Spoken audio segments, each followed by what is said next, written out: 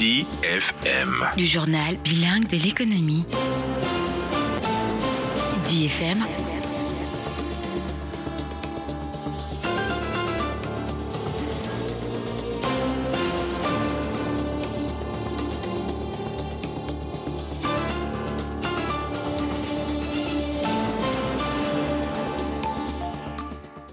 Exit l'exercice maritime multinational au Bangamé Express 2025. La base navale de Douala a abrité le 16 mai dernier la cérémonie de clôture de cette formation destinée à relever les capacités opérationnelles de l'armée marine et développer des mécanismes de collaboration avec l'ensemble des administrations en charge de l'action de l'État en mer. Ça fait pratiquement une semaine, jour pour jour, que nous étions réunis dans cette même salle pour assister à l'ouverture de cet important exercice maritime.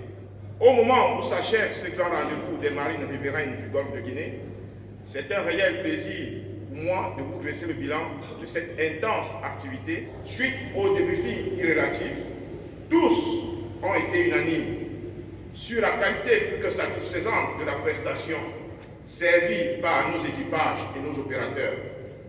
Une mention spéciale a été attribuée à l'exécution du scénario national du fait de la pertinence des contributions des différents acteurs qui auront permis de simplifier la compréhension du plan national de lutte contre le déversement accidentel des hydrocarbures en mer.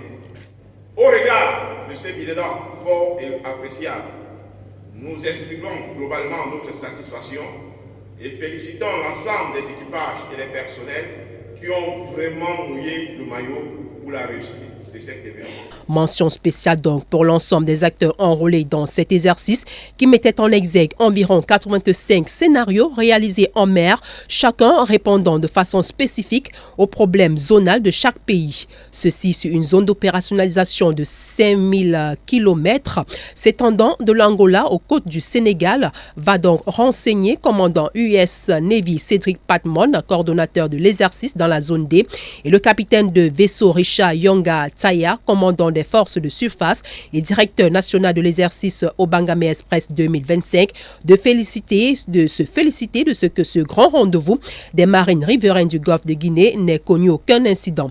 Après les discours de clôture prononcés par le général de brigade aérien Baeba, commandant la 2e région militaire interarmée, au nom du ministre délégué à la présidence chargée de la défense, les parchements de participation ont été remis aux récipiendaires. C'était en présence du capitaine de vaisseau Jean-Michel Feugueux, commandant la base navale de Douala. Le rendez-vous a été pris pour 2026 avec le Cameroun qui est retenu comme siège de cet exercice et qui bénéficie du soutien technique et logistique du commandement américain pour l'Afrique, US Africa, le lieutenant-commandeur Luc Camdem, qui était en charge de la coordination de l'exercice au Bangamé Express 2025. Il est au micro de DFM.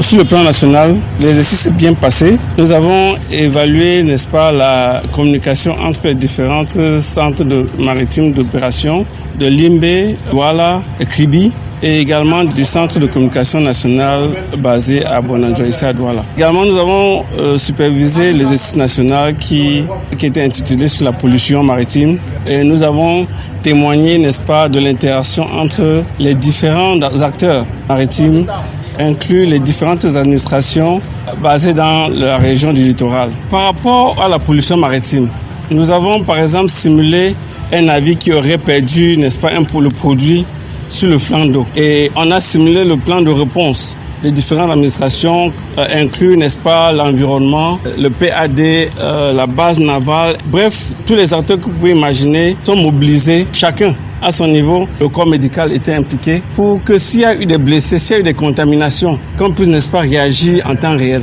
et qu'on puisse prendre des dispositions au niveau de chaque administration pour répondre effectivement, n'est-ce pas, aux besoins.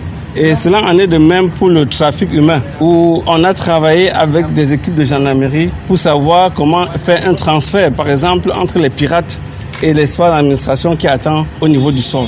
Donc nous avons simulé, par exemple, un navire qui est en train de faire une pêche illicite en mer. Et quelles sont les différentes communications qui peuvent se mettre en marche pour identifier le navire. Donc dans l'ensemble, nous avons constaté une nette amélioration par rapport à l'année passée. Et nous espérons voir mieux l'année qui vient parce que, comme le commandant l'a dit, le Cameroun sera, n'est-ce pas, le siège de l'organisation de cet exercice pour l'année 2026. DFM. Du journal bilingue de l'économie. DFM